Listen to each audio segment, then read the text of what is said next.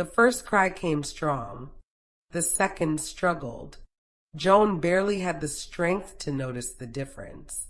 Pain had swallowed her whole, reducing the world to fragments. White light, a nurse's frantic voice, the crushing grip of her husband's hand. Gregory had been whispering her name for hours, as though it were a rope she could hold onto if things got bad enough. She had wanted to tell him to stop, that she wasn't going anywhere, but then the contractions had taken language from her entirely. Then a baby cried, full-throated, indignant, alive, and the room exhaled. Moments later, a second sound tried to rise. Thin, fragile, like a flame guttering in a draft. My babies, Joan thought, reaching. But the nurses moved too quickly, and what her arms found was only air. The doctor's face told Gregory everything before a single word was spoken. There is a particular expression that belongs only to men who must deliver the worst news of someone's life, a careful stillness around the eyes, a readiness for collapse.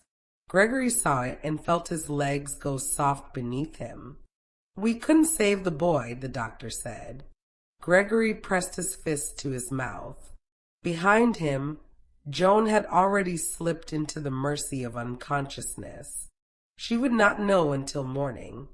And when she did, the knowing would be gentle. The nurses were skilled at gentleness. But it would reshape her in ways that could not be undone. They named the surviving child Vivian. The other they buried without ceremony, without a name, without a face Gregory could hold in his memory. Only a date on a small stone that he would visit alone, every year on the twins' birthday, while Vivian ate cake at home and wondered why her father sometimes looked at her like she was two things at once. Across the same hospital, behind a door that money had quietly closed, another story was beginning. Jocelyn Clark sat on the edge of a bed that was far too expensive for the grief it held. Her body felt vacated. 3 pregnancies, 3 losses. Each one had taken something from her that wasn't strictly physical. Some interior resource, some reservoir of self she couldn't name but couldn't stop drawing from. She had built an empire. She had leverage over men twice her size. She had once sat across a boardroom table from people who wanted to destroy her and smiled until they flinched. But she could not do this one simple, animal thing that the world seemed to manage effortlessly, and that helplessness had become a rot at the center of everything. Her lawyer entered without knocking. He knew her well enough to know that knocking sometimes felt like pity. "There is a child," he said. "A boy, born tonight." Jocelyn looked up. "The arrangement is clean. The paperwork is airtight. No one will look for him." He paused. "No one knows he survived." She should have asked more questions. She knew that even then. But hope had made her reckless, and the weight of her empty arms was heavier than any legal concern. "Bring him to me," she said. When they laid the boy against her chest, a tiny, fragile, barely arrived thing, she held him as though she could will wholeness into him through the pressure of her hands. She named him Caleb because it meant wholehearted, and that was what she intended for him. She would give him everything. She would make sure he never lacked. She did not understand yet that love and fear are different things, and that she had already begun to confuse them. Years do not pass, they accumulate. Vivian grew up in a house that was never quite large enough, where the heating worked inconsistently and the kitchen table served as homework desk, dinner table, and occasional battlefield. Gregory worked 2 jobs for years, then one that paid slightly better. Joan sewed alterations on weekends. her reading glasses balanced at the end of her nose. There was no abundance, but there was also no dishonesty. What you saw was what there was. Vivian became sharp in the way that children become sharp when the world offers no padding. She learned to read a room before entering it, to make decisions quickly, to rely on herself because waiting for rescue was a luxury she'd never been able to afford. She fell in love with books not because they were escapism, but because they were instruction. She wanted to understand how the world worked, so she could work it better. But sometimes, in the slant of late afternoon light, she would catch her mother watching her with an expression she couldn't decode. Something behind Joan's love that looked almost like grief. Like an answer to a question Joan had never let herself ask out loud. Is she sad about something? Vivian would wonder, and Joan would smile before she could ask, and the moment would pass. She stopped wondering eventually, or told herself she had. Caleb's childhood was a different kind of beautiful and a different kind of lonely. Vivian arrived clutching a scholarship letter she had read so many times the fold marks had gone soft. Gregory had hugged her longer than usual at the door of her dormitory, and when she pulled back she'd seen tears on his face, which was something she had never seen before and didn't know what to do with. "Make something good," he'd said. "Now make us proud, something better than that." Caleb arrived with less ceremony and more ease. He moved through spaces as though they already belonged to him, not from arrogance, but from lifelong familiarity with being accommodated. The world had always arranged itself around him. He had no reason to expect otherwise. They met in a lecture hall during the third week of term. Not dramatically. He sat in the seat next to hers because it was the only one available. She lent him a pen because his had run out. Their hands brushed briefly over the exchange, and neither of them thought anything of it. But he kept the pen for 3 days before returning it, and when he gave it back, he said, "I think I borrowed this under false pretenses. Mine still worked. And she laughed, actually laughed, caught off guard by the confession, and something in the air between them shifted from stranger to almost known. Friendship arrived the way real friendship does. Not in a single moment, but in an accumulation of small ones.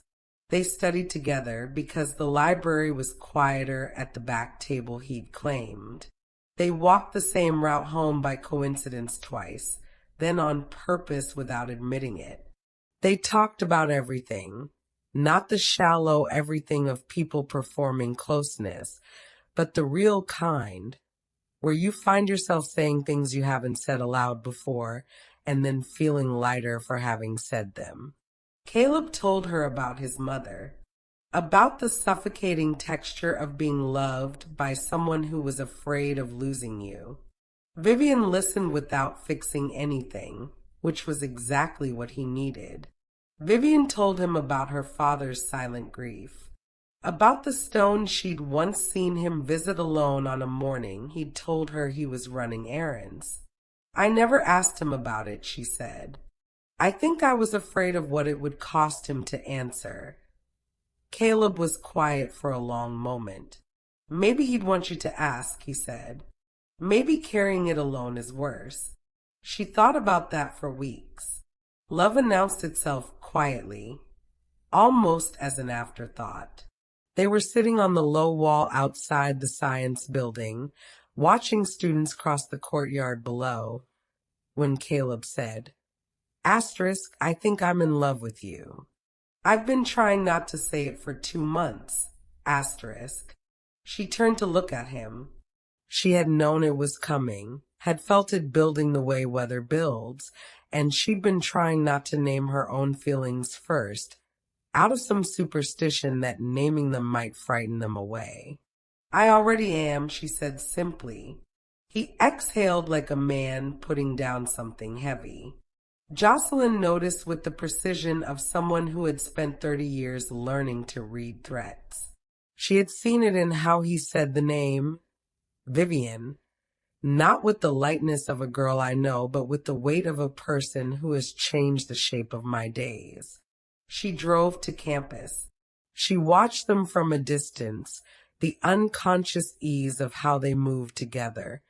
The way Vivian laughed at something and Caleb looked at her face while she laughed rather than at whatever was funny.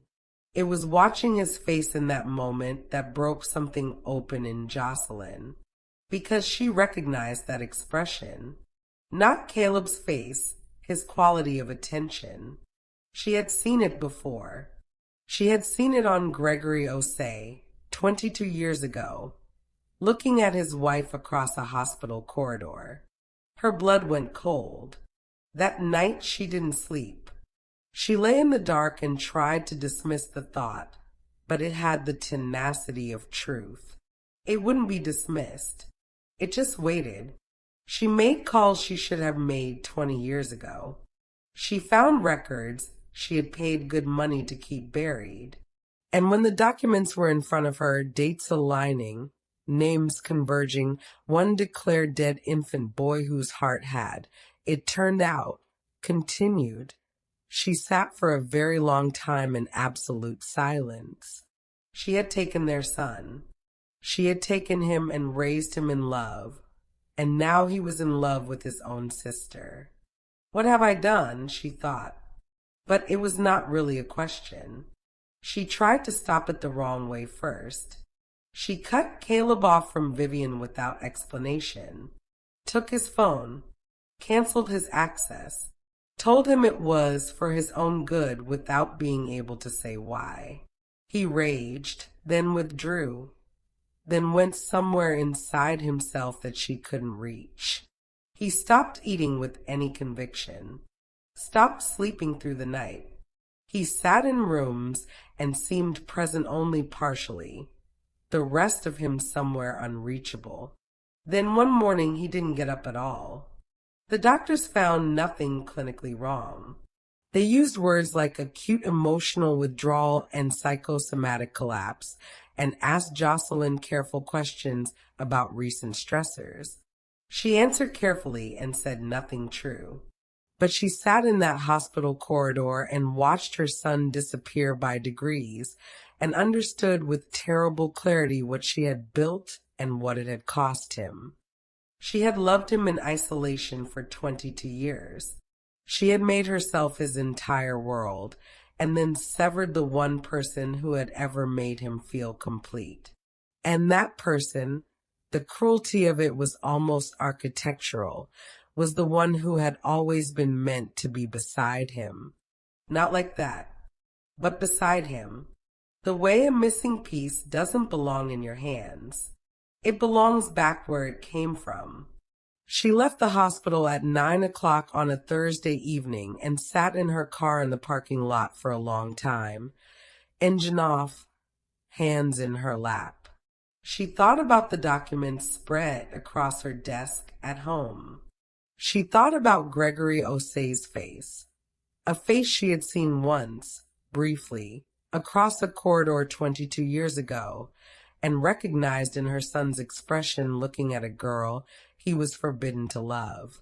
She thought about all the years she had spent telling herself the arrangement had been legal, clean, victimless, that the baby had been dying anyway, that she had saved him. She had saved him for this. The decision, when it came, didn't feel like courage. It felt like the last exit on a road. She had been driving too long.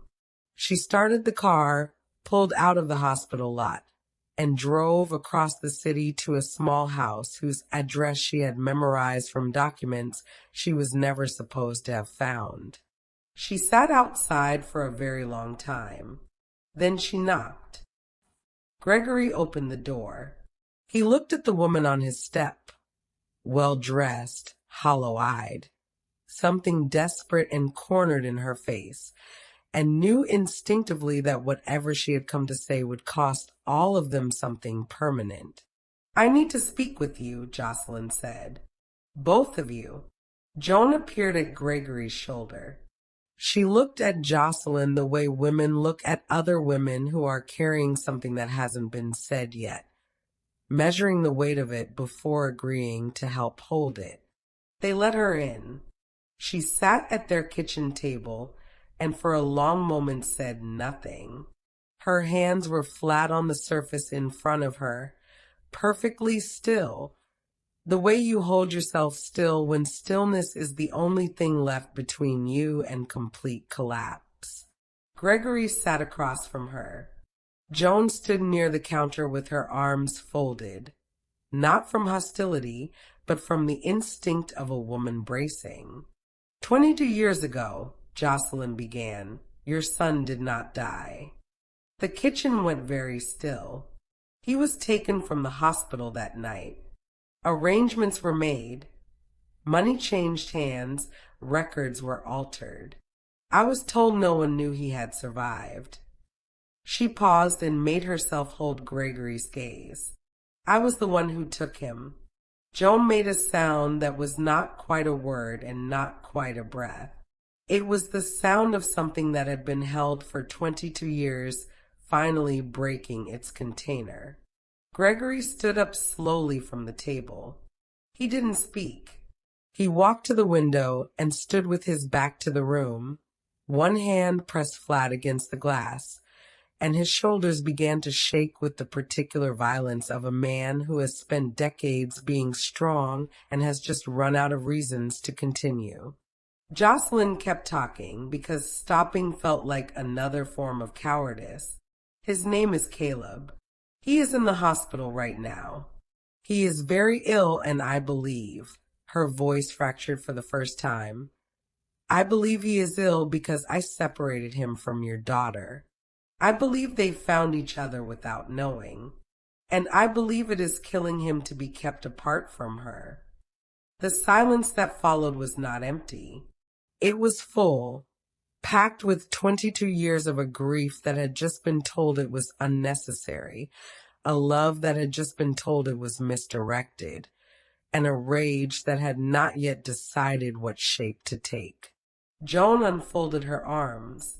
She walked to the table slowly and sat down across from Jocelyn and looked at her with an expression that was more terrible than anger because it was so utterly clear. My son, Joan said quietly. Not a question. A woman reclaiming a word that had been stolen from her mouth before she'd ever had the chance to use it. Yes, Jocelyn said. You kept my son. Joan's voice was level and devastating. You let us bury an empty grief for 22 years. You watched us live without him and you said nothing. Jocelyn did not look away. She owed them that much. She owed them considerably more than that, and she knew it, and the knowledge sat in her chest like something with weight and heat. Yes, she said again. Gregory turned around. His face was wet and his eyes held something between broken and murderous, and he looked at Jocelyn for a long moment without speaking. Long enough that she understood he was deciding something, working through something, choosing between versions of himself. Take us to him, he said finally. 3 words. No room inside them for anything else. They didn't tell Vivian. Not yet. They called her and said only that they needed her at the hospital, that it was important, that she should come now. She arrived in the clothes she'd been studying in, her hair pulled back, anxiety written plainly across her face. What's wrong? Whose hospital? What's happening? Room 214, Jones said. Go. We'll explain everything. Just go to him. The bond did not disappear when it was reclassified. It only changed form. What had felt like romantic recognition turned out to be something older and more fundamental, something that had existed before either of them had language for anything at all. The pull between them had always been real. It had simply been misread by two people who had every reason to misread it and none to know better. Caleb chose both families. It was not a clean choice or a painless one, but it was entirely and deliberately his. He sat in Gregory and Joan's kitchen and let them reclaim him slowly, a shared meal. A photograph passed across the table, a long silence with Gregory that required no words to be full of meaning. He watched his father look at him the way Vivian had once described, and he let himself be looked at that way without flinching. Like he was two things at once. Like he was the living and the lost, finally the same person. He sat with Jocelyn on her back steps one evening and let her be sorry for as long as she needed. She had done something unforgivable. She had also loved him without reservation for every day of his life. Both things were true at the same time, and he had decided that truth was not required to be tidy in order to be true. "You're still my mother," he told her. She cried in a way he had never seen. Not managed, not composed, just open and wrecked and real in a way she had probably not allowed herself to be in 22 years. "I don't deserve that," she said. "Probably not," he agreed. "I'm giving it anyway." Vivian asked her father about the stone.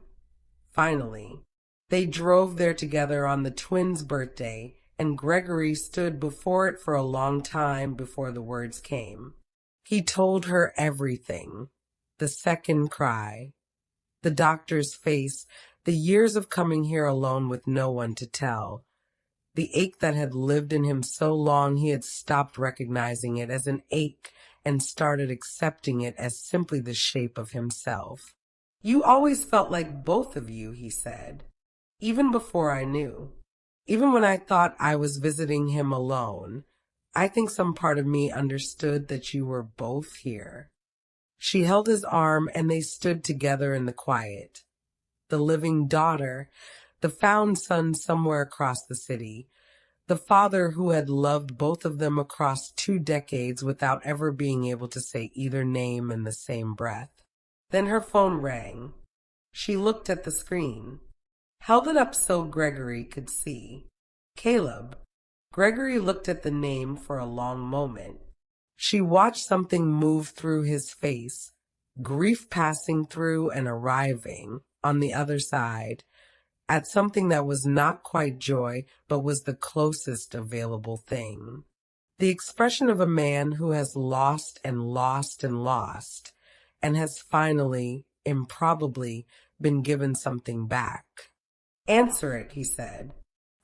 "There's a love that does not need to be what you thought it was in order to be what it is."